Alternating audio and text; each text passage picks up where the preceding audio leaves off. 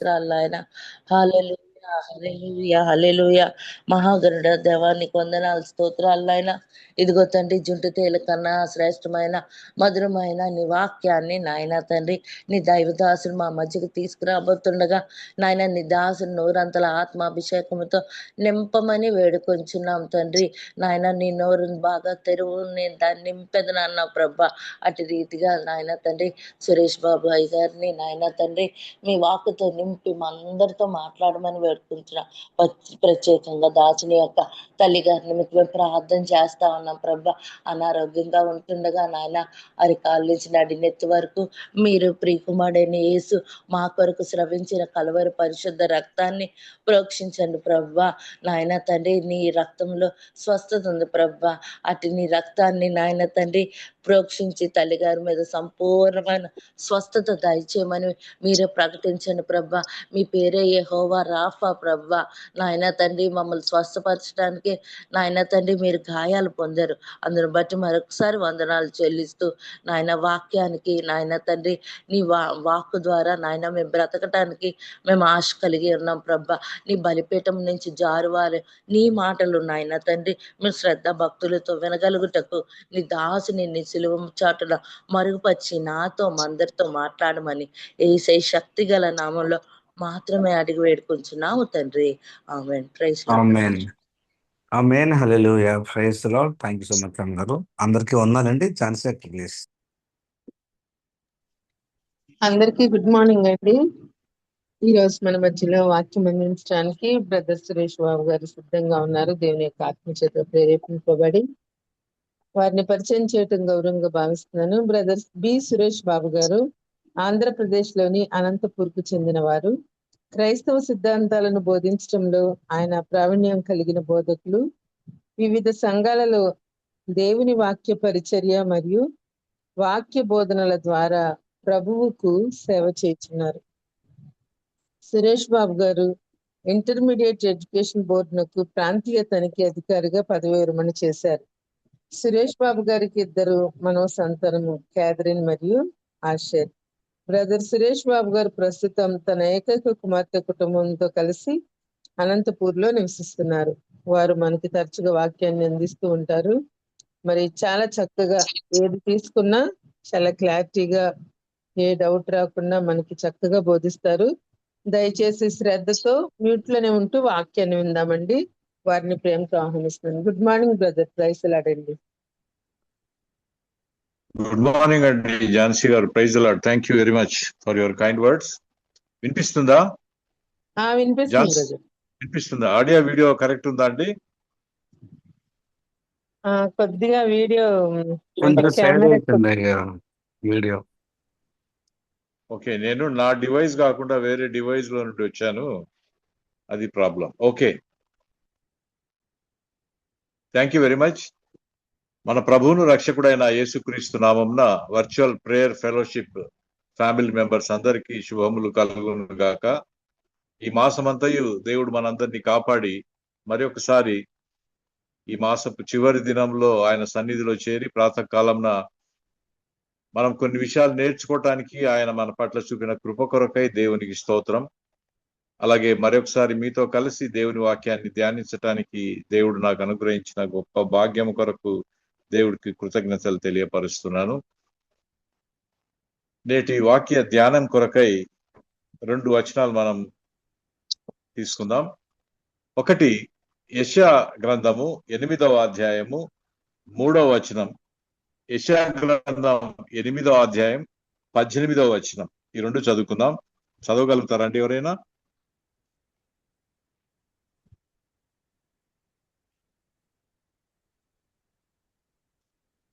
యెషయా గ్రంథం 8వ అధ్యాయం 3వ వచనం. యెషయా గ్రంథమే 8వ అధ్యాయము 18వ వచనం. ఓకే, నేనే చదువుతాను, నో ప్రాబ్లం. 8వ అధ్యాయం 3వ వచనం చదువుతున్నాయి గారు. చదవండి. నేను ప్రవక్త యొద్దకు పోతుని, ఆమె గర్భవతి కుమారుని కనగా యెహోవా అతనికి మహరేరు షలాల్ హష్బజ్ అను పేరు పెట్టుము. ఈ బాలుడు నాయన అమ్మ అని అన్న నేరక మునుపు అష్షూరు రాజును అతని వారును దమస్కు యొక్క ఐశ్వర్యమును సోమ్రోను దోపుడు సొమ్మును ఎత్తుకొని పోవుదన నేను. Thank you brother Vijay Kumar గారు. అలాగే 18వ వచనం కూడా చదవండి. ఓకే. ఇదిగో నేనును యెహోవా నాకిచ్చిన పిల్లలను సియోను కొండ మీద నివసించు సైన్యముల అధిపతి యెహోవా వలన సూచనలుగాను మహత్కార్యములుగాను ఇశ్రాయేలీయుల మధ్య ఉన్నాము. థ్యాంక్ యూ అండి. ప్రార్థన చేసుకుందాం. పరిశుద్ధుడైన తండ్రి యేసుక్రీస్తు ప్రభువానికి స్తోత్రం నాయన. మరి యొక్క ఉదయకాలంలో మీ సన్నిధిలో చేరి రావడానికి మా పట్ల మీరు చూపిన కృప కొరకై వందనాలు ప్రభా. నా నోటి మాటలు మా అందరి హృదయ ధ్యానములు మీ దృష్టికి అంగీకార యోగ్యములు చేయమని మీకు మాత్రమే ఘనత ఆరోపిస్తూ మా ప్రభువును స్వామి పేరటి ప్రార్థన అడిగి వేడుకొంచున్నాం తండ్రి, ఆమేన్. యెషయా గ్రంథంలో నుండి అనేక విషయాలు మనం చాలా కాలం నుండి వింటూనే ఉన్నాం. ఈయన క్రీస్తుకు పూర్వం సుమారుగా 740 సంవత్సరాల ముందటివాడు. ఈయన నలుగురు రాజుల పరిపాలనా కాలంలో ఉన్నవాడుగా మనకు బైబిల్ చరిత్ర చెప్తుంది. ఉజ్జియా, యోతాము, ఆహాజు, సిద్కియా అనే రాజుల పరిపాలనలో ఈయన ఒక ప్రవక్తగా వ్యవహరించినట్టుగా మనం చూస్తాం. అయితే ఈయన తన ప్రారంభ దశలో రాజు ఆస్థానంలో ఒక లేఖకుడుగా ఉన్నట్టుగా మనకు బైబిల్ తెలియపరుస్తుంది. నూతన నిబంధనలో చెప్పబడిన క్రీస్తు జన్మ గూర్చిన అనేక ప్రవచనాలు యెషయా గ్రంథంలో నుంచే తీసుకొనబడినట్టుగా మనకు అర్థమవుతుంది. ఈ గ్రంథాన్ని బైబిల్ ఇన్ ది బైబిల్ అంటారు. ఎందుకంటే బైబిల్లో 66 పుస్తకాలు ఉన్నట్టే ఈ గ్రంథంలో కూడా 66 అధ్యాయాలు ఉన్నాయి. మొదటి 39 అధ్యాయాలలో అంటే పాత నిబంధన లాంటి అధ్యాయాలలో దేవుని సృష్టి, మానవుని తిరుగుబాటు, పాపము, దాని పర్యవసానాల గురించి రాయబడి ఉంది. తర్వాత 27 అధ్యాయాలలో అంటే నూతన నిబంధన లాంటి 27 అధ్యాయాలలో దేవుని యొక్క కనికరం, ఆయన క్షమాపణ, సృష్టికర్తతో మానవుని యొక్క ఐక్యత, రికన్సిలియేషన్ విత్ ది క్రియేటర్ గురించి రాయబడ్డాయి. శిలువ పైన క్రీస్తు ప్రభు పొందిన శ్రమలు, హింస, మరణం, పునరుద్ధానం, మెస్సియా గుర్చిన అనేక వివరాలు ఈ గ్రంథంలో విపులంగా రాయబడ్డట్టు మనం గమనించవచ్చు. ఇశ్రాయేల్ దేశంలో ప్రజలైనా, యాజకులైనా, రాజులైనా పేరుకే దేవుని బిడ్డలుగా, దేవుని ప్రజలుగా, ఇశ్రాయేలీలుగా పిలువబడుతున్నారు. అయితే వాస్తవానికి వారి జీవన గమనాన్ని గమనిస్తే తమ దేవునిని నిజంగా ఎరుగని ప్రజలుగా, యాజకులుగా, రాజులుగా జీవిస్తున్నట్టు మనకు అర్థమవుతుంది. వారు మతం పట్ల ఆసక్తి కలిగి ఉన్నారే తప్ప ఆత్మీయానుసారంగా జీవించటం లేదు. They are religious minded, more religious minded than spiritual minded.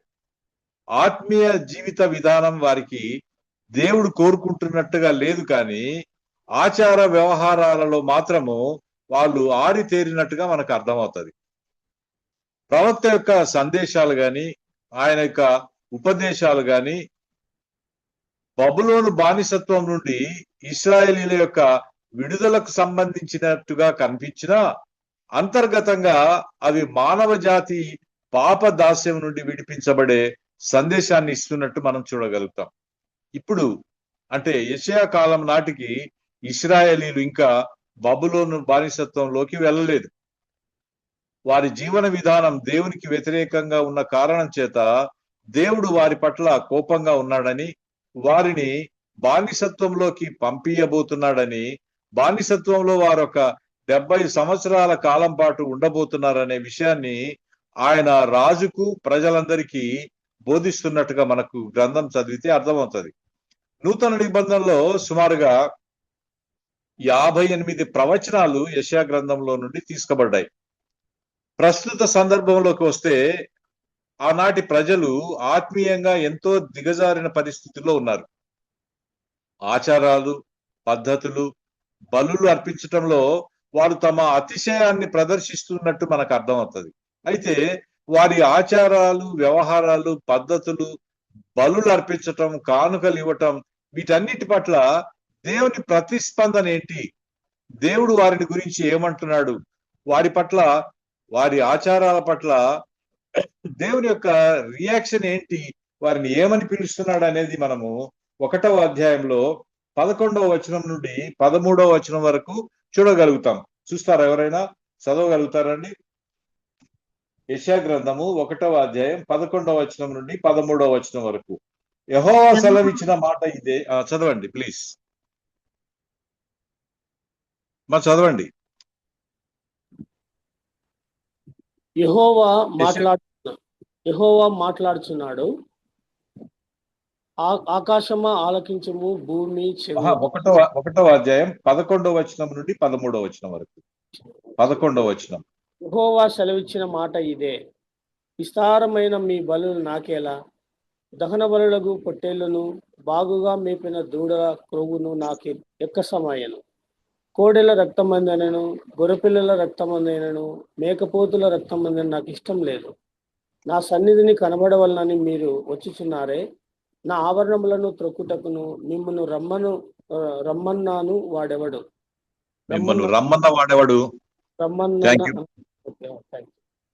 Thank you brother. అయ్యా, వారి బలుల గురించి 1వ అధ్యాయం 11వ వచనం నుండి 13వ వచనం వరకు రాయబడిన మాట మనం విన్నాం. బలులు ఎందుకు తెస్తున్నారు? అసలు మీ బలులు నాకు ఇష్టం లేదు. ఆలయంలోకి మిమ్మల్ని రమ్మన్న వాడేవాడు? మీరు మీ నైవేద్యాలు నాకు అసహ్యం అంటున్నాడు ప్రభు. తీసుకురావద్దు, అవంటే హేయం, అవి నాకు చాలా బాధాకరమని వారి గురించి సాక్ష్యం ఇస్తున్నట్టుగా మనకి ఇక్కడ అర్థమవుతుంది. మరి దేవునికి ఏది ఇష్టం? బలులు ఇష్టం లేదు, నైవేద్యాలు ఇష్టం లేదు, వారిచ్చే కానుకలు ఇష్టం లేదు. మరి ఏమి ఇష్టం దేవుడికి అంటే సమూయేలు మొదటి గ్రంథం 15వ అధ్యాయం 22వ వచనంలో కనబడుతుంది మనకు. సమూయేలు మొదటి గ్రంథం 15వ అధ్యాయము 22వ వచనంలో దేవుడికి ఇష్టమైంది ఏంటో మనకు కనిపిస్తుంది. దొరికిందండి? చదువుతాను నేనే. అందుకు సమూయేలు తాను సెలవిచ్చిన ఆజ్ఞను ఒకడు గైకొనుట వలన యెహోవా సంతోషించున్నట్లు ఒకడు దహన బలులను అర్పించుట వలన ఆయన సంతోషించునా? ఆలోచించుము. బలులు అర్పించుట కంటే ఆజ్ఞను గైకొనుటయు, పొట్టేళ్ల క్రొవ్వు అర్పించుట కంటే మాట వినుటయు శ్రేష్టం అంటున్నాడు ప్రభు. బలులు కాదు దేవుడికి కావాల్సింది, మాట వినేవాళ్ళు కావాలని దేవుడు కోరుకుంటున్నాడు. వాళ్ళేమనుకుంటున్నారంటే మనం బలులు అర్పించటం వల్ల మన దేవునికి సంతోషాన్ని కలిగిస్తున్నాం అనుకుంటున్నారు. దేవుడు అంటున్నాడు, బలులు కాదు నాకు కావాల్సింది, మాట వినేవాళ్ళు కావాలి. దేశమంతా వెతికితే ఆయన మాట వినేవాళ్ళు ఎవరు ఆయనకు కనబడటం లేదు. ప్రభు అంటున్నాడు కదా, మిమ్మల్ని చూడనంటున్నాడు, మీ ప్రార్థనలను నేను వినవనంటున్నాడు.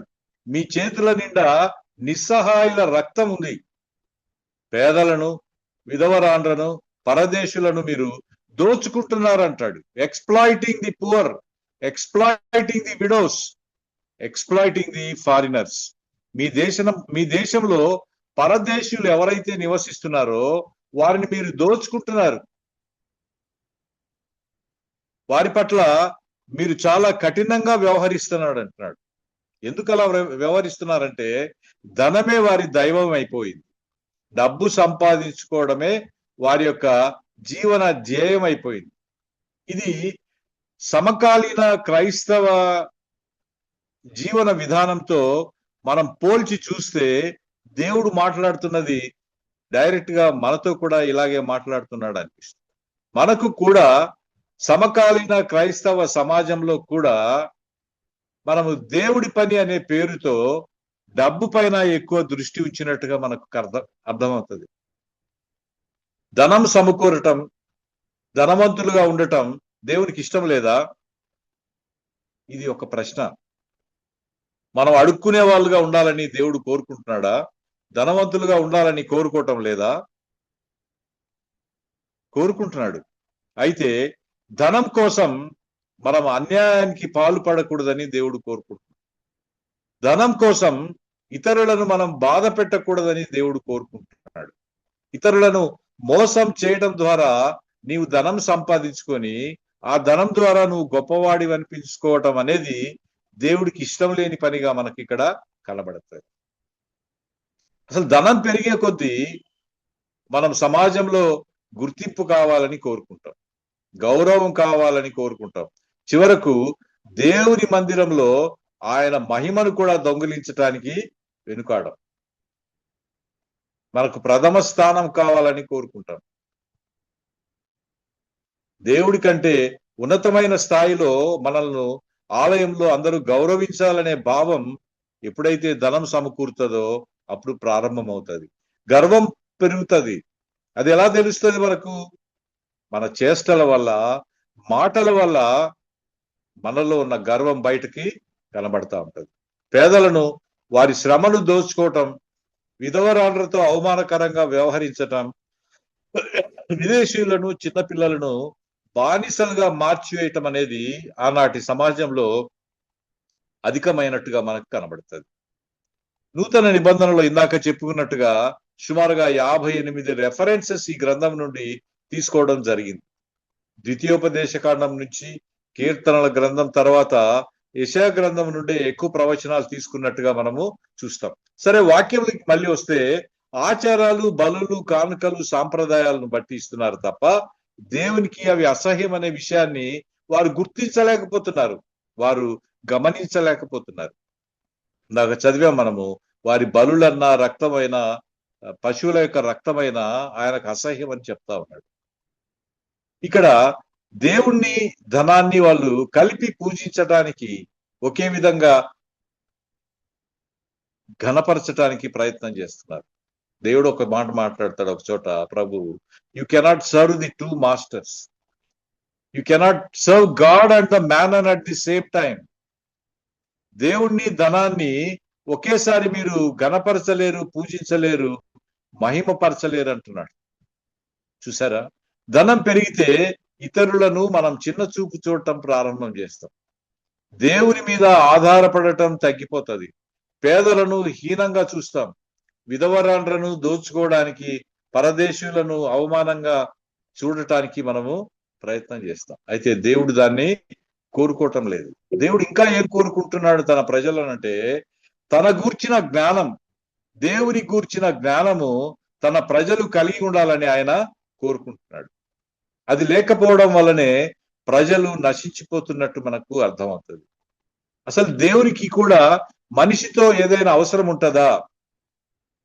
మనకు దేవునితో చాలా అవసరాలు ఉంటాయి, కానీ దేవునికి కూడా మనుషులతో అవసరాలు ఉంటాయా అంటే ఉంటాయి, డెఫినెట్ గా ఉంటాయి. ఇక్కడ ఈ గ్రంథముల వరకు మనం చూస్తే తన హృదయ వేదన ప్రజలకు చెప్పటానికి దేవునికి ఒక ప్రవక్త అవసరమయ్యాడు. ఆయన హృదయంలో ఏముందో మనకి ఎలా తెలియపరుస్తాడు? ఒక వ్యక్తి కావాలి దేవునికి. దేవుడు ప్రేమయ్య ఉన్నాడు, నిజమే. ఆ ప్రేమను ఎలా వ్యక్తం చేస్తాడు? దేవుడు ఆత్మ గనుక ఆయనను ఆరాధించువారు ఆత్మతో, సత్యముతో ఆరాధించాలని వ్రాయబడి ఉంది. ఆత్మ ఉన్న దేవుడు తన ప్రేమను ఎలా వ్యక్తం చేస్తాడు? చేయలేడు. అందుకే యేసుక్రీస్తు అనే ఒక శరీరాన్ని ధరించి ఆయన మన పట్ల ఎంత ప్రేమ కలిగి ఉన్నాడో దానిని సిలువ పైన తనను తాను అప్పగించుకోవడం ద్వారా కనపరిచాడు. కాబట్టి ఆత్మ అయ్యున్న దేవుడు తన స్వభావ లక్షణాలను మనుషులకు కనబరచటానికి యేసుక్రీస్తు అనే ఒక రూపాన్ని, ఒక శరీరాన్ని ధరించి ఈ లోకంలోకి వచ్చాడు. ఆయన ఏమై ఉన్నాడో, ఆయన ఎలాంటి స్వభావాలు కలిగి ఉన్నాడో ఇప్పుడు సమాజానికి లేదా ఈ లోకానికి తెలియపరచడానికి నిన్ను, నన్ను ఇక్కడ ఒక రిప్రజెంటేటివ్ గా ఇచ్చాడు. తన హృదయ వేదన ప్రజలకు అర్థమయ్యేటట్టు చెప్పడానికి ఒక ప్రవక్త ఎలా అవసరమయ్యాడో, దేవుడు ప్రేమించే దేవుడని, దేవుడు క్షమించేవాడని, దేవుడు కనికరము కలిగిన దేవుడని, శత్రువులను సహా ఆయన చేర్చుకునే దేవుడని లోకానికి ఎలా అర్థమవుతుంది? అది కేవలం సంఘం ద్వారా, కేవలం ఆయన పేరు పెట్టబడిన క్రైస్తవుల ద్వారా మాత్రమే దానిని ఆయన కనపరచగలడు.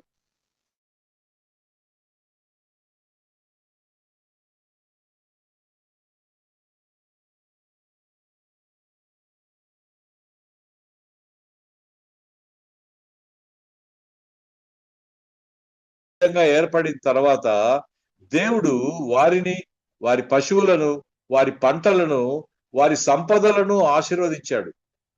వారు లగ్జూరియస్ లైఫ్ కు అలవాటు పడిపోయారు. కంఫర్టబుల్ లైఫ్ కాదు, లగ్జూరియస్ లైఫ్ కు అలవాటు పడిపోయి దేవుణ్ణి నిర్లక్ష్యం చేయటం ప్రారంభించారు. వాక్యంలో రాయబడి ఉంది, యెహోవానైనను ఆయన వారి కొరకు ఐగుప్తులో చేసిన ఆశ్చర్య కార్యములైనను ఎరుగని తరం ఒకటి ప్రారంభమైందని వ్రాయబడింది. ఎంత దుఃఖకరం అండి. దేవుడు వారి కొరకు చేసిన గొప్ప ఘనకార్యాలను, ఆశ్చర్య కార్యాలను తెలియని తరం ఒకటి ఆరంభమైంది. ఎవరిదా తప్పు? ఒక తరానికి తల్లిదండ్రులది. Thank you sister. చూసారా, దేవుడు ఎంత గొప్పవాడో మన పూర్వీకులకు, మనకు, మన కుటుంబాలకు ఆయన చేసిన ఆశ్చర్య కార్యాలేంటో, అద్భుతమైన కార్యాలేంటో తెలియపరచవలసిన తల్లిదండ్రులు ఆ పని చేయలేకపోయారు. అందుకే మనం ఇందాక చదువుకున్నాం 18వ వచనంలో, ఆయన కుటుంబము ఒక అద్భుతంగా ఉండాలి సమాజంలో అని యెషయా ప్రవక్తను దేవుడు కోరుకుంటున్నట్టుగా చదివాం. అద్భుతాలంటే ఏదో దయాలను విడిపించటం, లేదా చనిపోయిన వాళ్ళని బ్రతికించటం, లేకపోతే అనారోగ్యంతో ఉన్న వారిని స్వస్థపరచటం మాత్రమే కాదు.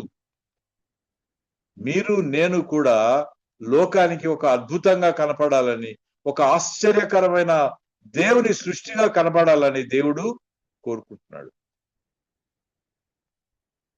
యెహోవానైనను ఆయన వారి కొరకు ఐగుప్తులో చేసిన ఆశ్చర్య కార్యములనైనను ఎరుగని తరం ఒకటి ప్రారంభమైంది. అది ఆరంభమై చాలా కాలమైంది. న్యాయాధిపతుల గ్రంథం చివరి అధ్యాయం చివరి వచనం చదివితే, ఇశ్రాయేలీలకు రాజు లేడు, ఎవరికి ఇష్టం వచ్చినట్లు వాళ్ళు బ్రతుకుతున్నారని వ్రాయబడి. గమనించారా ఎంత దుఃఖకరమైన స్థితిలోకి వారి లగ్జూరియస్ లైఫ్ వారిని నడిపించిందో దేవుడు బాధపడుతున్నాడు ఇక్కడ. మనం కూడా చాలా సార్లు మన ఆధ్యాత్మిక స్థితి ఎలా ఉంటది, ఉద్యోగం లేనప్పుడు మనం చేసిన ప్రార్థన, ట్రాన్స్ఫర్ కానప్పుడు మనం చేసిన కన్నీటి ప్రార్థన, పిల్లలు కలగనప్పుడు, హాస్పిటల్లో ఉన్నప్పుడు, అనారోగ్యంతో పడక మీద ఉన్నప్పుడు మనం చేసిన కన్నీటి భారమైన ప్రార్థన ఆరోగ్యం బాగైన తర్వాత చేయం, ఉద్యోగం వచ్చిన తర్వాత చేయం, కోరుకున్న ట్రాన్స్ఫర్ పొందిన తర్వాత చేయం, పిల్లలు కలిగిన తర్వాత అంత ప్రార్థనా జీవితం మనలో సన్నగిల్లిపోతుంది. దేవుడు యెషయాను ప్రవక్తగా ఎంచుకున్నాడు. దేవుని చేత ప్రత్యేకించబడి ఆయన నీతి కోసం, ఆయన రాజ్య విస్తరణ కోసం, ప్రజల ఆధ్యాత్మిక నిర్మాణం కోసం ప్రయాసపడుతూ దేవుని మాటలు ప్రజలకు వినిపించేవాడే ప్రవక్త. ప్రజల మాటలను దేవునికి వినిపించేవాడే యాజకుడు. మత సంబంధమైన విషయాలు, బలి యాగాలు, అర్పణ అర్పించటంలో తోడ్పడేవాడు యాజకుడు. ఆ కాలంలో ఈ యాజకులలో ప్రజల దుర్నీతిని ఖండించే విషయంలో కొంత రాజీ ధోరణి మనకు కనిపిస్తుంది. అది వారి ఆధ్యాత్మిక స్థితి యొక్క పతనానికి కారణమైనట్టుగా మనకు చదివితే అర్థమవుతుంది. ఈ యెషయా గ్రంథంలో మొదటి 5 అధ్యాయాల్లో ఆ రోజుల్లో ప్రజల యొక్క పరిస్థితి గురించి ప్రవక్త ఎంతో బాధపడుతూ దేవుని యొక్క వేదనను తెలియపరుస్తూ వస్తాడు. 6వ అధ్యాయంలోకి వచ్చేసరికి దేవుని యొక్క ప్రత్యక్షత ప్రవక్తకు దేవాలయంలో కనపడుతుంది. ఇక్కడ ఒక ప్రశ్న అడుగుతాను, చెప్పండి. ఆలయం గొప్పదా, దేవుడు గొప్పవాడా? ప్రవక్త గొప్పవాడా, ఆయన చేసిన ప్రవచనం గొప్పదా? బలి గొప్పదా, బలిపీఠం గొప్పదా? చెప్పండి. ఆలయం గొప్పది. ఆలయం గొప్పదా, దేవుడు గొప్పవాడా? దేవుడు గొప్పవాడు. ఆలయం పడిపోతుంది. సొలొమోను లాంటి మహాగణుడైన రాజు కట్టించిన గొప్ప దేవాలయం పడిపోయింది. అంత మాత్రాన దేవుని గొప్పతనం ఏదైనా తగ్గిపోయిందంటారా? ప్రవక్త గొప్పవాడా, ఆయన చెప్పే ప్రవచనం గొప్పదా? తప్పనిసరిగా ప్రవచనమే గొప్పది. ప్రవచనం చెప్పడం వల్ల ప్రవక్తకు గొప్ప పేరు వస్తుందేమో గాని ప్రవక్త వలన ప్రవచనానికి గొప్ప పేరు రాదు. బలి గొప్పదా, బలిపీఠం గొప్పదా? బలి గొప్పది, బలిపీఠం కాదు. చివరిగా ఒక ప్రశ్న, రక్షణ గొప్పదా, రక్షకుడు గొప్పవాడా? ఇది చాలా క్రిటికల్ క్వశ్చన్. రక్షణ గొప్పదా, రక్షకుడు గొప్పవాడా? సరే, తన పాపపు స్థితిని, తన ప్రజల పాపపు స్థితిని ప్రవక్త దేవుని ఎదుట ఒప్పుకుంటున్నాడు ఈ అధ్యాయంలో. అంతవరకు ప్రజలందరినీ దేవుడు ఏమంటున్నాడో మాట్లాడాడు. 6వ అధ్యాయానికి వచ్చే లోపల తన నిజమైన స్థితి ఏమిటో దేవుని సన్నిధికి వచ్చిన తర్వాత ప్రవక్తకు అర్థమైంది. తన పాపపు స్థితి ఏమిటో ప్రవక్తకు దేవుని ఎదుటకు వచ్చిన తర్వాత మాత్రమే అర్థమైంది. దాన్ని కన్ఫెస్ అవుతున్నాడు. 6వ అధ్యాయం 5వ వచనంలో మనం అది చూడగలుగుతాం. దానికి రెమెడీగా ఆయన ఏ పాపమైతే తనలో ఉందని దేవుని ఎదుట ఒప్పుకుంటున్నాడో దానికి రెమెడియల్ మెజర్స్ దేవుడు తీసుకొని ఒక దూత కారుతో నిప్పు తీసి ప్రవక్త నోటికి తగిలించినట్టుగా మనం చూస్తాం. ఆయన ఏమని ఒప్పుకుంటున్నాడంటే, నేను అపవిత్రమైన పెదవులు కలిగిన వాడిని, అపవిత్రమైన పెదవులు కలిగిన ప్రజల మధ్య నేను నివసిస్తున్నానని ఆయన ఒప్పుకుంటున్నాడు. అది ఎప్పుడు అర్థమైంది ఆయనకు? దేవుని దగ్గరకు వచ్చినప్పుడు మాత్రమే అర్థమైంది. దేవుని దగ్గరకు వచ్చిన ప్రతిసారి మన దోష స్థితిని మనం ఒప్పుకొని తీరాలి. అప్పుడెప్పుడో 15 సంవత్సరాల క్రిందట మనం ఒక మీటింగ్ లో చేయెత్తాం, అక్కడ రక్షణ పొందాం, మంచిదే. ప్రతిసారి దేవుని సన్నిధిలో మనం కనపడిన ప్రతిసారి మన దోషపు స్థితిని మనము ఒప్పుకొని తీరాలి. దేవుని దగ్గరకు వస్తేనే మన నిజమైన స్థితి ఏంటో మనకు అర్థమవుతుంది. మనము చీకట్లో, కరెంటు పోయినప్పుడు క్యాండిల్ వెలిగించి చీకట్లో ఒక రూమ్ లో కూర్చొని అదే గొప్ప వెలుగు అనుకుంటాం.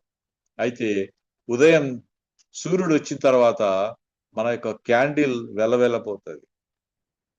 నీతి సూర్యుడు మన జీవితంలో ప్రవేశించిన తర్వాత మనం అంతవరకు భావిస్తూ ఉన్న, అతిశయిస్తూ ఉన్న మన యొక్క ఆధ్యాత్మిక గర్వమంతా ఎంత పాపంతో నింపబడిందో మనకు అర్థమవుతుంది. బాహ్య ఆచారాలు, అలవాట్లు, కార్యక్రమాలు దేవుణ్ణి సంతోషపరచవు. మనం nowadays we become program oriented Christians. ఎన్ని ఎక్కువ ప్రోగ్రామ్స్ చేస్తే అంత దేవుని పని చేసినట్టుగా మనకు మనమే సర్టిఫికెట్ ఇచ్చుకునే దినాల్లో మనం ఉన్నాం. దేవుడు మన ప్రోగ్రామ్స్ ను బట్టి సంతోషించేవాడు కాదు. దేవుడు మనం చేసే కార్యక్రమాలకు సంతోషపడి ఉబ్బిపోయేవాడు కాదు. మరి ఏమిష్టం దేవుడికి? ఆయన సన్నిధిలో విరిగి నలిగిన హృదయంతో అంతరంగంలో విధేయత కలిగి ఉండాలని దేవుడు కోరుకుంటాడు. దేవుని యొక్క మహిమ, ఆయన యొక్క ఔన్నత్యం, ఆయన పరిశుద్ధత యెషయాకు ఈ దర్శనంలో కనబడుతుంది. మనకు కూడా అర్థమవుతుంది. నేటి సంఘంలో కూడా దేవుడు తన పరిశుద్ధతను కనపరచాలని కోరుకుంటున్నాడు. ఆయన పరిశుద్ధతను బట్టి ఆయన మహిమపరచబడాలని కోరుకుంటున్నాడు. ఆయన పరిశుద్ధతను బట్టి సమాజంలో మన ద్వారా ఆయన గణపరచబడాలని కోరుకుంటున్నాడు. దేవుని మనం ఎలా ప్రజెంట్ చేస్తున్నాం సమాజంలో, మన మార్కెట్ ప్లేస్ లో, మనం పని చేస్తున్న చోట, లేదా మనం చదువుకుంటున్న చోట, మనం ఏ పరిసరాల్లో అయితే బ్రతుకుతున్నామో ఆ పరిసర ప్రాంతాల్లో దేవుణ్ణి మనం ఎలా ప్రజెంట్ చేస్తున్నామనే దానిని బట్టి ఆయన సంతోషపడేవాడై ఉంటాడు. మీరు అబద్ధీకులైతే మీ దేవుణ్ణి కూడా మీరు అబద్ధీకునిగా ప్రదర్శిస్తున్నారు.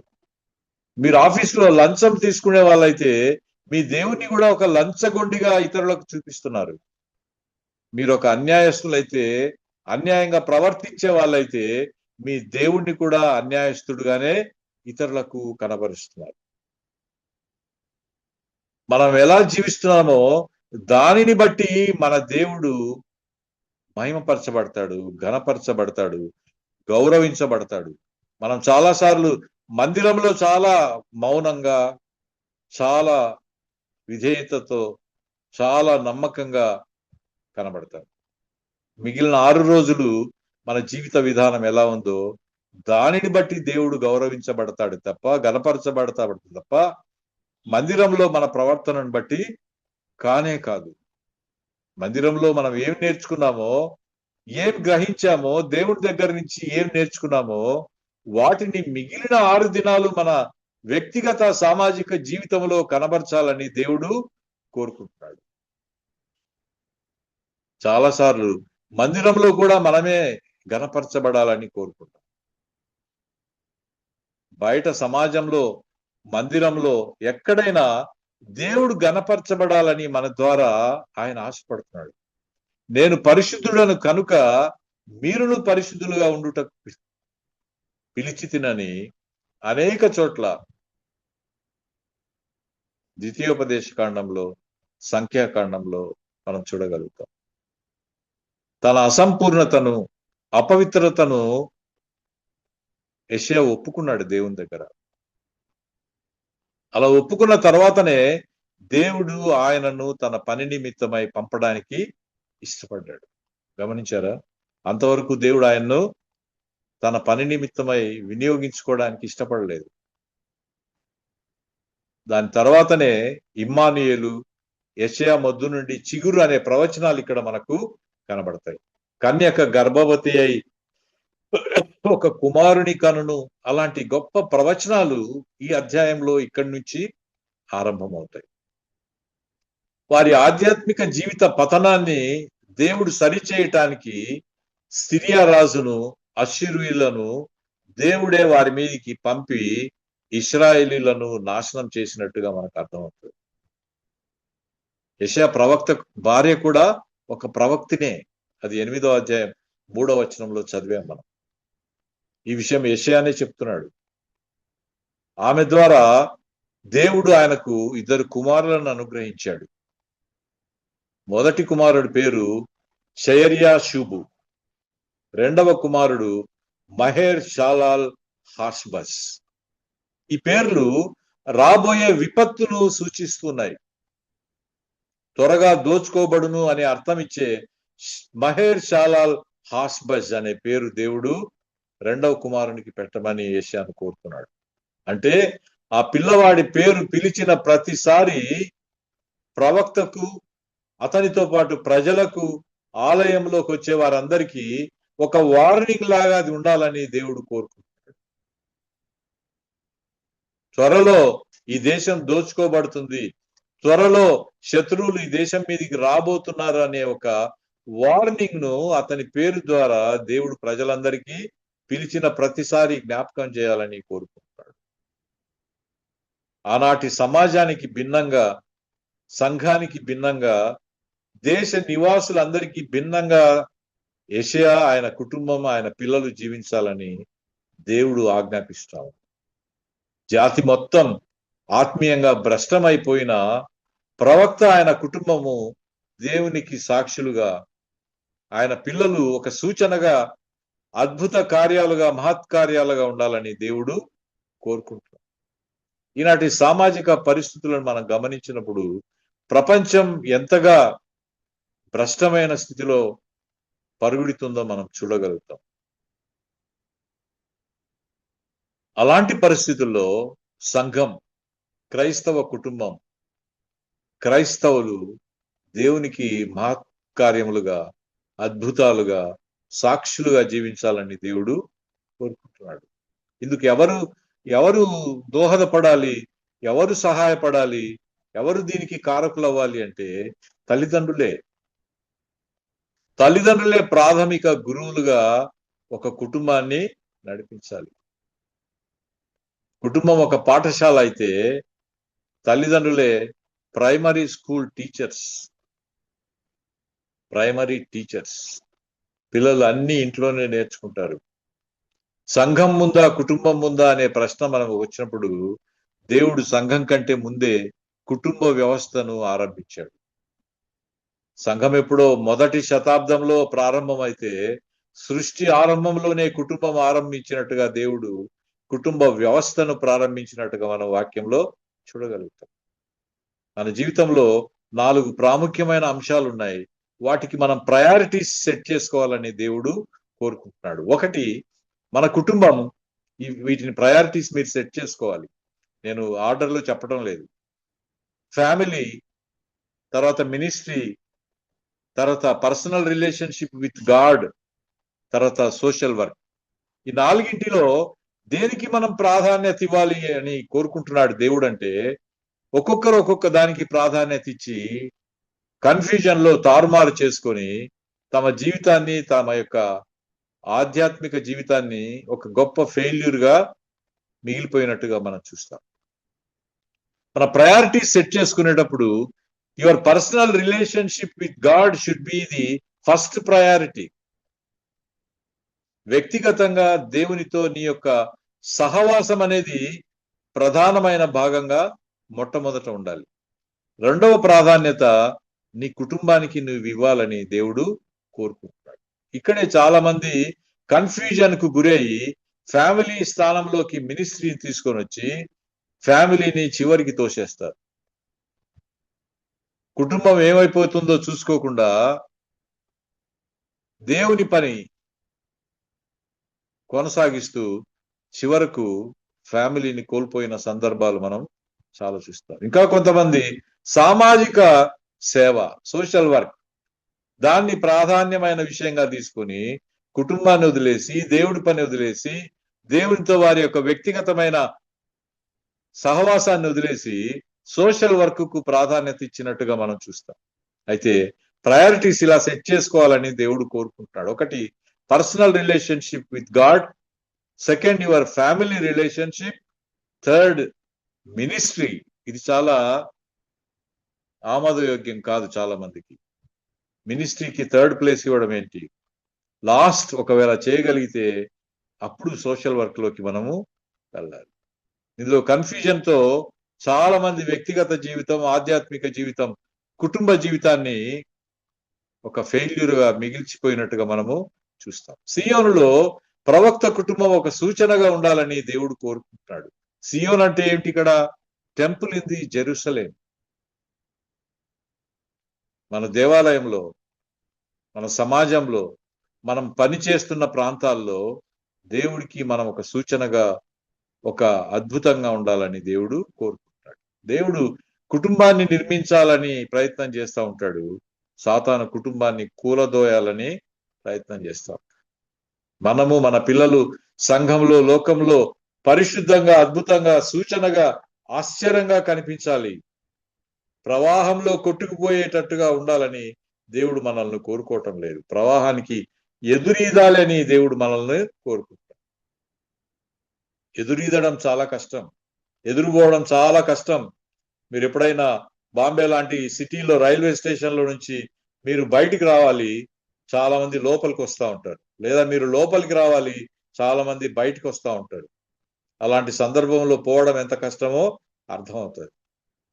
అలాగే సమాజం అంతా ఒక డైరెక్షన్ లో చాలా వేగంగా ప్రవహిస్తూ ఉంటే దానికి ఎదురీదడం మీకు చాలా కష్టం. అలాంటి పరిస్థితుల్లో ఎదురీత చేయాలని దేవుడు కోరుకుంటాడు. గమనించారా? సమాజమంతా, ప్రపంచమంతా మనకు వ్యతిరేకంగా ఉన్నప్పుడు బయట ప్రపంచంలో ఏమేమి జరుగుతున్నాయో దేవుని పిల్లలు అనబడేవారు వాటికి భిన్నంగా జీవించాలి. మనం కూడా వారితో పాటు కలిసి ప్రవాహంలో మనం కూడా కొట్టుకొని పోయేవారుగా ఉండాలని దేవుడు కోరుకోవటం లేదు. ప్రపంచం ఏం చేస్తా ఉందో సంఘం కూడా అదే చేస్తుంది చాలాసార్లు. ప్రపంచం ఏం చేస్తా ఉందో ఒక క్రైస్తవ కుటుంబం కూడా అదే చేస్తుంది చాలాసార్లు. తాయెత్తులు, శకునాలు, దిష్టి తీయడం, లేకపోతే మంచి దినాలు చూడటం, లేకపోతే వాస్తును చూడటం, లంచాలు తీసుకోవటం, ఇవన్నీ సమాజంలో మనం చూస్తా ఉన్నాం. క్రైస్తవ కుటుంబాల్లో కూడా చూస్తాం. దేవుడు విధేయత కోరుకుంటున్నాడు. మన విశ్వాసం పెరిగే కొలది దేవుడు మన యొక్క విధేయత స్థాయిని కూడా పెంచాలని కోరుకుంటున్నాడు. ఇప్పుడు 5వ తరగతిలో 6వ తరగతిలో చదువుకున్న మ్యాథమెటిక్సే ఎంఎస్సిలో చదువుకునే వాళ్ళకు కూడా ఇస్తారా చెప్పండి? ఎంఎస్సి మ్యాథ్స్ చదివే వాళ్ళకు కూడా 5-6 తరగతుల్లో ఉన్న మ్యాథ్సే ఇస్తారా? ఆ స్థాయికి తగిన మ్యాథమెటికల్ ప్రాబ్లమ్స్ వారికి ఇస్తారు. వాటిని మీరు సాల్వ్ చేయాలని ప్రొఫెసర్స్ కోరుకుంటారు. దేవుడు కూడా ఆధ్యాత్మిక జీవితంలో ఆరంభ దశలో మనం చూపించిన విధేయతే ఇప్పుడు కూడా కావాలని కోరుకుంటున్నాడా? కాదు. మన ఆధ్యాత్మిక స్థితి పెరుగుతున్న కొలది, మన విశ్వాసపు స్థాయి పెరుగుతున్న కొలది, మన విధేయతలో కూడా దేవుడు అధిక స్థాయిని కోరుకుంటాడు. అది నెరవేర్చలేనప్పుడు దేవుడు దాన్ని హర్షించాడు. గమనించారా? యోనా లాంటి ఒక గొప్ప ప్రవక్తకు ఒక పని చెబితే ఆ పని చేయకుండా ఎదురు తిరిగాడు. వెళ్ళవలసిన చోటుకి వెళ్లకుండా వేరే ప్రదేశానికి ప్రయాణం సాగిస్తుంటే దేవుడు అతన్ని మళ్ళీ తీసుకొని వచ్చి ఎక్కడికైతే పొమ్మన్నాడో అక్కడనే అతన్ని దించినట్టుగా మనం చూస్తాం. యోనాకు రెండవసారి దేవుని వాక్కు ప్రత్యక్షమై ఎక్కడైతే మనం త్రోవ తప్పిపోయామో, ఎక్కడైతే మనం మిస్ అయ్యామో అక్కడి నుంచే మళ్ళీ ప్రారంభించాలి తప్ప, సరే ఈ మ్యాథమెటిక్స్ ఎంఎస్సి మ్యాథమెటిక్స్ ఈ అబ్బాయి చేయలేకున్నాడు కాబట్టి ఈసారికి 6వ తరగతి లెక్కలతోనే ఇతనికి ఎంఎస్సి డిగ్రీ ఇద్దామని యూనివర్సిటీ అనుకోదు. యూనివర్సిటీ కొన్ని నామ్స్ అండ్ కండిషన్స్ ఏర్పాటు చేసి ఉంటుంది. వాటికి మనం రీచ్ కావాలనే కోరుకుంటుందే తప్ప మనం చేరలేము కాబట్టి దిగువ స్థాయిని మనకు ఆపాదించటానికి యూనివర్సిటీ ఎలా ఒప్పుకోదో, దేవుడు కూడా ఆయన కొన్ని స్టాండర్డ్స్ ఏర్పాటు చేశాడు. అక్కడికి మనం చేరాలని కోరుకుంటున్నాడు. మన విధేయత స్థాయి అక్కడికి చేరాలని ఆయన కోరుకుంటున్నాడు. అయితే మనం ఎప్పుడూ ఒకే విధేయత, ఎప్పుడూ 6వ తరగతి లెక్కలే, ఎన్ని సంవత్సరాలైనా 6వ తరగతి 5వ తరగతి లెక్కల్లో మాత్రమే మనం మునిగి తేలుతూ అక్కడితో దేవుణ్ణి సంతోష పెట్టాలని ప్రయత్నం చేస్తాం. అందరితో పాటు గాలికి కొట్టుకుపోయేది కాదు విశ్వాసం అంటే, లోక మర్యాదలను పాటించేది కాదు విశ్వాసం అంటే, దానికి భిన్నంగా జీవించేది విశ్వాసం అని దేవుడు చెప్తున్నాడు. మనం సాక్ష్యం చెప్పడానికి ఇష్టపడతాం కానీ సాక్షులుగా ఉండడం చాలా కష్టం. సాక్ష్యం ఏదో ఒక 3-4 నిమిషాలు చెప్పేస్తే అయిపోతుంది. అయితే సాక్షులుగా జీవిత కాలం జీవించాలి, అది దేవుడు కోరుకుంటున్నాడు. సాక్ష్యం చెప్పటం తప్పని నేను అనటం లేదు, కానీ దానికంటే ప్రధానంగా ఒక జీవిత కాలంలో మనం సాక్షులుగా జీవించాలని ఆయన కోరుకుంటా ఉన్నాడు. చూసారా? ప్రతి ఒక్కరికి ఒక పని ఉంది. మనకు పని ఉంది, మన పిల్లలకు కూడా పని ఉంది. సామెతల గ్రంథం 16వ అధ్యాయం 4వ వచనంలో ఒక మాట రాయబడి ఉంటుంది. ప్రతి వస్తువు దాని పని నిమిత్తమై ఏర్పాటు చేసినాడు దేవుడు. ప్రతి వస్తువు దాని పని నిమిత్తమై దేవుడు ఏర్పాటు చేసినట్టుగా రాయబడి. పని అంటే ఉద్యోగం కాదు నా దృష్టిలో, జాబ్ కాదు దేవుని దృష్టిలో. మనం ఏ పని చేసినా దేవుని రాజ్య విస్తరణ నిమిత్త కొరకు చేసేదే పని అంటే. అదే దేవుని యొక్క కోరిక, అదే ప్రతి క్రైస్తవుని యొక్క విధి. దాన్ని అకంప్లిష్ చేయటానికి చిన్ననాటి నుండి పిల్లలను సిద్ధం చేయమని ప్రవక్తకు దేవుడు ఇక్కడ ఇన్స్ట్రక్షన్స్ ఇస్తా ఉన్నాడు. బాలుడు నడవవలసిన త్రోవ వాడికి నేర్పించాలని దేవుడు కోరుకుంటున్నాడు. మన సంఘం కూడా లోకంలో ఒక సూచనగా ఉండాలని దేవుడు కోరుకుంటున్నాడు. మనం మన పనులు, మన ప్రోగ్రామ్స్, చర్చ్ యాక్టివిటీస్ కంటే దేవుడికి ప్రధానమైన స్థానం ఇవ్వాలని దేవుడు కోరుకుంటున్నాడు. దేవుడు మనల్ని ఆయనతో వ్యక్తిగత సహవాసం ఎక్కువగా ఉండాలని కోరుకుంటున్నాడు. ఆయన సన్నిధిలో ఎక్కువ సమయం మనం గడపాలని కోరుకుంటున్నాడు. ప్రార్థనా జీవితం ఎక్కువ సమయం కేటాయించాలని దేవుడు కోరుకుంటున్నాడు. ఎక్కువ ప్రోగ్రామ్స్ కాదు దేవుడు కోరుకుంటున్నది. Your personal relationship with God is more important than your programs. సంవత్సరం అంతా చేసే ప్రోగ్రామ్స్ అంతా ఒక ఎత్తు, దేవుడితో 1 గంట సమయం గడపటం ఒక ఎత్తు. దేవుడికి కావాల్సింది ప్రార్థనా జీవితమే తప్ప మనం చేసే కార్యక్రమాలు, ప్రోగ్రామ్స్ కానే కాదు. మనం ఏదైతే వల్లిస్తున్నామో ఆ సిద్ధాంతాలు, ఆ డాక్ట్రిన్స్ కంటే వ్యక్తిగత పరిశుద్ధతను దేవుడు ఎక్కువగా కోరుకుంటున్నాడు. మంచి గురించి మాట్లాడడం, మంచి గురించి ప్రసంగాలు చేయటం కాదు దేవుడు కోరుకుంటుంది. మంచి పనులు చేయాలని దేవుడు కోరుకుంటున్నాడు. మనం ప్రవర్తనకు ప్రాధాన్యత ఇవ్వకుండా ప్రసంగాలకు మాత్రమే ప్రాధాన్యత ఇచ్చేవాళ్ళగా మిగిలిపోయాం. ప్రజలు ఎందుకు మనల్ని అనుకరించలేదంటే మనం కేవలం ప్రసంగికులుగా నిలబడిపోయారమే తప్ప ప్రవర్తన వేరే విధంగా. కాబట్టి మంచి పనులు చేయటమే దేవుడు కోరుకుంటున్నాడు, దాని గురించి మాట్లాడే దానికంటే. కారణం ఏంటంటే ఆరోగ్యం అనేది వ్యక్తిగతం అండి, అనారోగ్యం సామాజికం. నీ ఆరోగ్యాన్ని నువ్వు ఇతరులకు పంచిపెట్టలేవు, అయితే అనారోగ్యాన్ని మాత్రం అందరికీ ఉచితంగా పంచిపెట్టగలవు.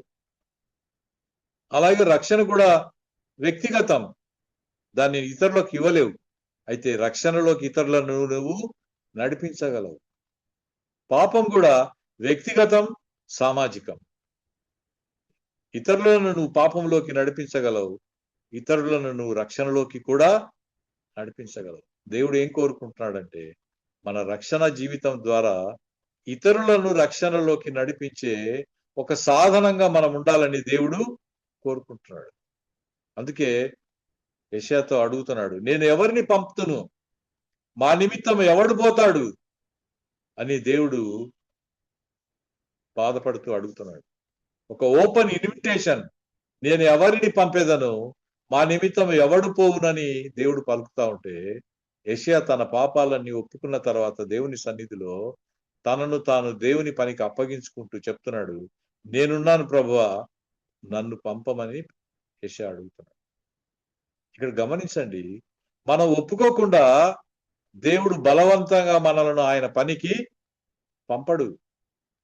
ఆయన బలవంతుడైన దేవుడే కానీ దౌర్జన్యపరుడైన దేవుడు కాదు. అందుకే మీ హృదయపు వాకిటి బయట నిలబడి ఆయన తలుపు తడుతున్నాడే తప్ప బలవంతంగా తోసుకొని లోపలికి రాడు.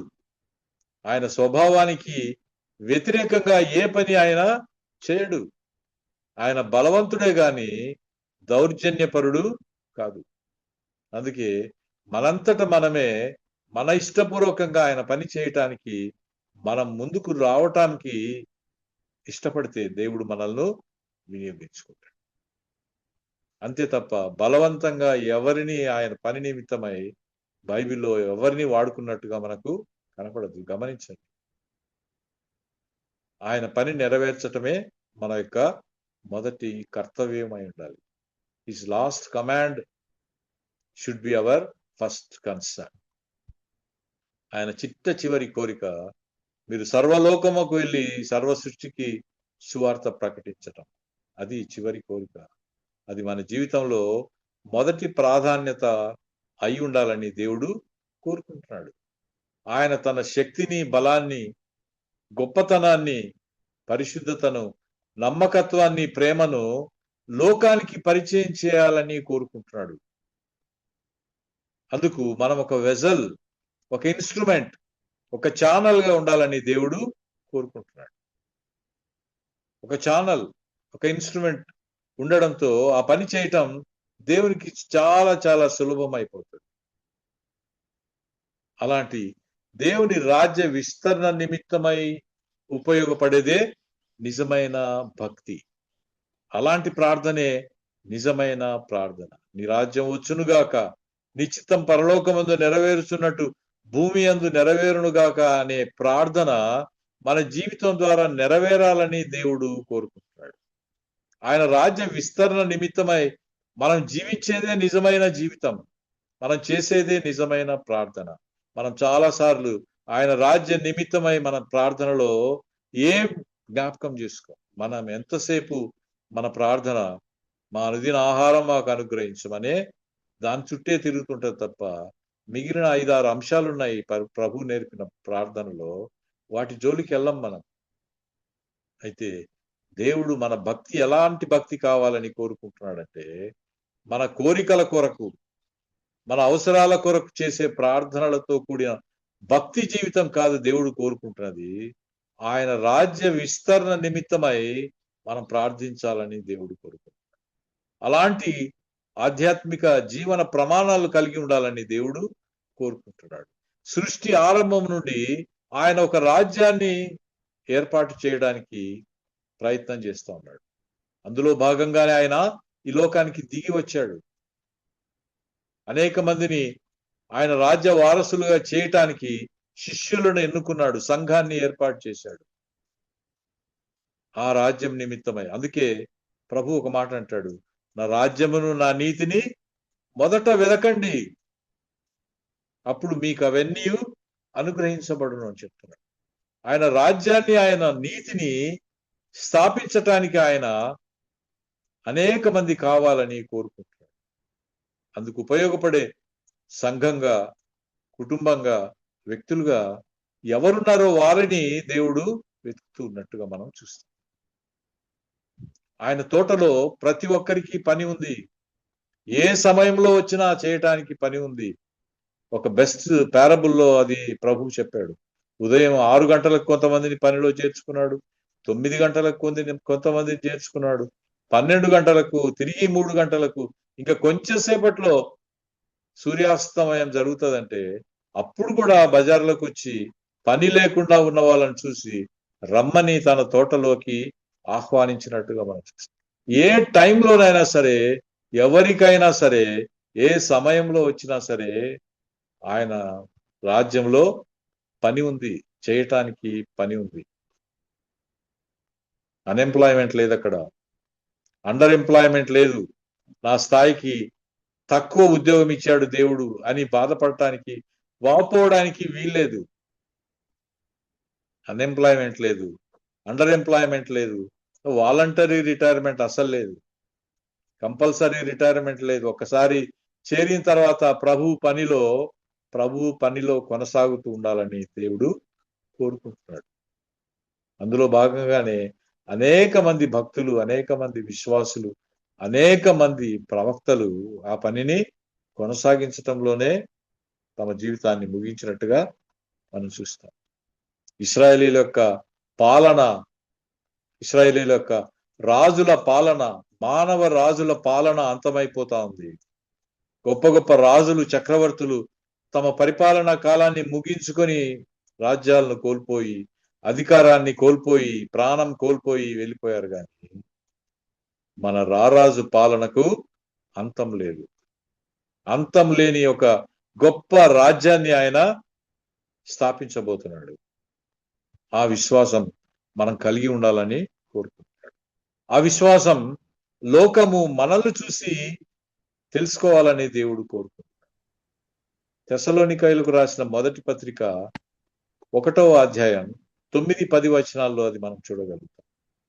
తెస్సలోనికైలకు రాసిన మొదటి పత్రిక 1వ అధ్యాయం 9-10 వచనాల్లో మనం దాన్ని చూడగలుగుతాం. తెస్సలోనికలోని విశ్వాసులను గూర్చి వేరే పట్టణంలో ఉన్న విశ్వాసులు కాదు సాక్ష్యం ఇస్తున్నది. అంటే మన సంఘం గురించి ఆ ఊర్లో ఉన్న సంఘం కాదు గొప్పది అని సర్టిఫికెట్ ఇస్తున్నది. మా ఊర్లో ఉన్న సంఘం గొప్పదని మీ ఊళ్ళో ఉన్న సంఘం సర్టిఫికెట్ ఇస్తే అందులో గొప్పతనం ఏం లేదు. అయితే ఎవరి గురించి సాక్ష్యం ఇస్తున్నట్టుగా అక్కడ రాయబడి ఉందంటే చూడండి, ఇంకో పట్టణంలోని విశ్వాసులు కాదు, సంఘం వెలుపల ఉన్న విగ్రహారాధికులు మాట్లాడుకుంటున్నట్టుగా పౌలు చెప్తున్నాడు. మేమేం బోధించామో, మీ విశ్వాసం ఏంటో అది బయట ఉన్న మీరు పడవేసిన విగ్రహాలను చూసి ఇతర విగ్రహారాధికులు చెబుతున్న సాక్ష్యం గురించి పౌలు అక్కడ మాట్లాడుకుంటున్నాడు. మరి మన గురించి, మన కాపరుల గురించి, మన సంఘం గురించి వెలుపల ప్రపంచం ఏం మాట్లాడుతా ఉంది? That matters more. మన గురించి సమాజం ఏమనుకుంటుంది, మన సంఘం గురించి సమాజం ఏమనుకుంటుంది, మన క్రైస్తవ కుటుంబాల గురించి సమాజం ఏమనుకుంటుంది, ప్రపంచం ఏమనుకుంటుంది, దానిని బట్టే దేవుడికి మనం ఘనతను, గౌరవాన్ని ఇచ్చేవారంగా ఉన్నాం. అందుకోసమే ప్రభు వాపోతున్నాడు, మిమ్మల్ని బట్టియే నా నామము అన్యజనుల మధ్య దూషింపబడుతూ ఉన్నది అంటున్నాడు. మనం ఏం చేస్తున్నాం? ఆయన ఏమైనా తిట్టమని చెప్తున్నామా వాళ్ళకు? మా దేవుడు చెడ్డవాడని చెప్తున్నామా? మా దేవుడు నమ్మదగిన వాడు కాదని చెప్తున్నామా? మన దేవుడి గురించి మనమేమి చెడ్డగా సాక్ష్యం చెప్పటం లేదే. అయినా ప్రభు బాధపడుతున్నాడు, మిమ్మల్ని బట్టియే నా నామం అన్యజనుల మధ్య దూషింపబడుతుంది. అంటే మనం ఎలాంటి వారమో దానిని బట్టి మన దేవుడు ఎలాంటి వాడో ప్రజలు ఎస్టిమేట్ చేస్తా ఉన్నారు. విద్యార్థి ఎలాంటి వాడో ఆడు పొందిన మార్కులను బట్టి ఆడికి చదువు చెప్పిన ఉపాధ్యాయుడు ఎలాంటి వాడో లెక్క వేస్తాం మనం. కుమార్తెను చూసినప్పుడు పెంచిన తల్లి ఎలాంటిదో మనం సర్టిఫికెట్ ఇస్తా ఉంటాం. కుమారుడిని చూసినప్పుడు వాడిని పెంచిన తండ్రి ఎలాంటి వాడో మనం మాట్లాడుతూ ఉంటాం. ఇక్కడ భక్తులు ఎలాంటి వారో వారి జీవన విధానాన్ని చూసి వారు పూజించే దేవుణ్ణి గురించి ప్రజలు మాట్లాడుతున్నారు. అందును బట్టి దేవుడు చింతిస్తున్నట్టుగా మనకు అర్థమవుతుంది. కాబట్టి మానవ రాజుల పరిపాలన అంతమైపోయినా మన రారాజు యొక్క పాలన అంతం లేనిదై ఉంటుంది. అందుకు తగిన విశ్వాసం మనము లోకానికి కనబరచాలని దేవుడు కోరుకుంటున్నాడు. ప్రజలు సంఘం గురించి, వ్యక్తుల యొక్క గుణశీలతల గురించి మాట్లాడుకోవటమే నిజమైన సాక్ష్యం. అంటే అలాంటి సాక్ష్యం వ్యక్తుల ద్వారా, క్రైస్తవ కుటుంబాల ద్వారా, సంఘం ద్వారా దేవుడు కావాలని కోరుకుంటాడు. అలాంటి సాక్షి జీవితం, ప్రభువును గణపరిచే జీవితం మనందరికీ దేవుడు అనుగ్రహించినట్టు దేవుణ్ణి మనం ప్రార్థిద్దాం. Amen. Over to the floor leader. Praise lord గారు. యెషయా గ్రంథం నుంచి హెచ్చరికతో కూడిన చక్కని వర్తమానాన్ని అందించిన సురేష్ బాబాయ్ గారికి విపిఎఫ్ ఫ్యామిలీ తరపున కృతజ్ఞతలు తెలియజేస్తున్నానండి. మరి ప్రైజ్ లార్డ్ గారు. బలులు అర్పించుట కంటే ఆజ్ఞను గైకొనుట, పొట్టేళ్ల క్రొవ్వు అర్పించుట కంటే మాట వినుట శ్రేష్టమై ఉన్నవి. దేవుని గుర్చిన జ్ఞానము మానవుడు కలిగి ఉండాలని దేవుని హృదయ వాంఛ. ఆత్మ అయిన దేవుడు తన స్వభావాన్ని యేసుక్రీస్తు ద్వారా భూలోకానికి తెలియజేశాడు. ప్రస్తుతమైతే సంఘం యొక్క పని ఈ లోకానికి దేవుని ప్రేమను తెలియచేయటం. నీతి సూర్యుడు మన జీవితంలో ఉదయిస్తే మన హృదయ స్థితి మనం గ్రహించగలం. దేవునితో వ్యక్తిగత సహవాసము, కుటుంబ జీవితము, దేవుని పరిచర్య, సమాజ సేవ మనం కలిగి ఉండాలి. రక్షణ వ్యక్తిగతం, రక్షణలోనికి ఇతరులను నడిపించడం సామాజికం. ఇతరులను రక్షణలోనికి నడిపించే సాధనంగా మనం వాడబడాలని దేవుడు కోరుకుంటున్నాడు. దేవుని రాజ్య విస్తరణలో ఉపయోగపడే ప్రార్థన, భక్తి జీవితము నిజమైనవి. అవన్నీ కూడా మనం కలిగి ఉండాలని దేవుని కోరిక అయి ఉంటున్నది. మరి ముగింపు ప్రార్థన ఆశీర్వాదం ఇవ్వవలసిందిగా మురళీ బాబాయ్ గారిని మనవి చేస్తున్నానండి. మరి తిమోతి పాస్టర్ గారి మిసెస్ కిడ్నీ ఇన్ఫెక్షన్ తోటి బాధపడుతూ హాస్పిటల్లో అడ్మిట్ అయి ఉన్నారు. వారి కొరకు, అలాగే ఇవాళ హిమ్ అనే సంస్థ మనీ లాండరింగ్ కోర్టు వాయిదా ఉందండి, దాని కొరకు ప్రార్థన చేయండి అయ్య గారు.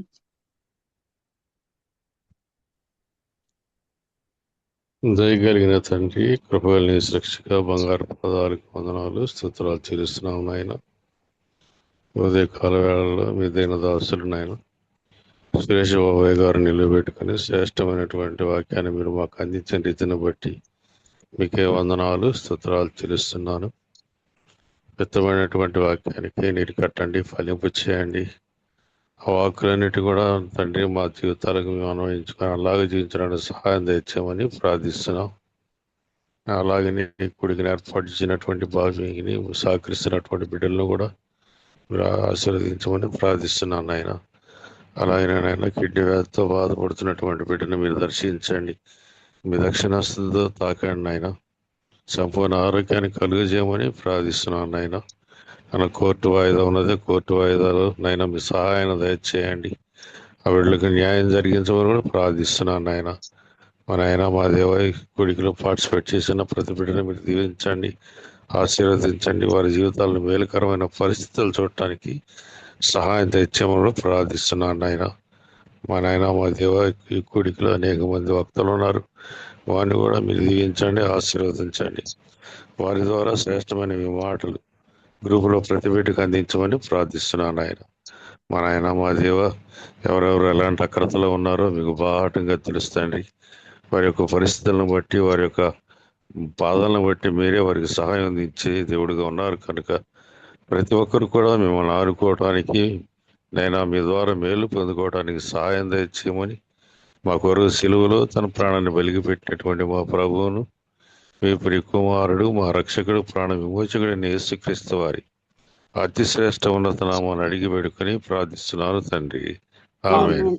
ఆమేన్. పరలోకమందున్న మా తండ్రి, నీ నామం పరిశుద్ధపరచబడును గాక, నీ రాజ్యం వచ్చును గాక, నీ చిత్తం పరలోకమందు నెరవేరుచున్నట్టు భూమి యందును నెరవేరును గాక. మా దినాహారం మా దయచేయండి. మా ఇలా అపరాధము చేసిన వారిని మీకు క్షమించిన ప్రకారం మా అపరాధములను క్షమించండి. శోధంలోనికి ఏకాదశి నుండి తప్పించండి. రాజ్యము, శక్తి, మహిమ నిరంతరం మీరే ఉన్నారు తండ్రి. ఆమేన్. ఆమేన్. ఆమేన్. మన పరమతనే దేవుని ప్రేమ, కుమారుడైన యేసుక్రీస్తు వారి కృప, ఆదరణకర్త అయిన పరిశుద్ధాత్మైన అన్యాయ సహవాసం, వాక్యం అందించినటువంటి దైవదాసులకును, సమస్యల్లో ఉన్నటువంటి బిడ్డలకును, మరి గుడిలో పార్టిసిపేట్ చేసినటువంటి సేవకులందరికీ, మరి పాల్గొన్నటువంటి బిడ్డలందరికీ సదాకాలము తోడు నడిపించునుగాక. Amen, amen, amen. అందరికీ వందనాలండి. ప్రైజ్ లార్డ్ అయ్య గారు. మరి ముగింపు ప్రార్థన మరియు ఆశీర్వదించిన పాస్టర్ మురళీ బాబాయ్ గారికి, అలాగే వర్తమానికులు సురేష్ బాబాయ్ గారికి, కూడి వచ్చిన దేవుని బిడ్డలందరికీ కూడా విపిఎఫ్ ఫ్యామిలీ తరపున కృతజ్ఞతలండి. మరి ఈవినింగ్ 8:30 PM కి జరిగే AL virtual academy online Bible class లో ఆసక్తి కలిగిన వారందరూ కూడా జాయిన్ అవ్వచ్చు. ప్రభు చిత్తమైతే రేపటి దినాన్ని తిరిగి కలుసుకుందాం. అంతవరకు సెలవు తీసుకుందాం. Praise the lord to all.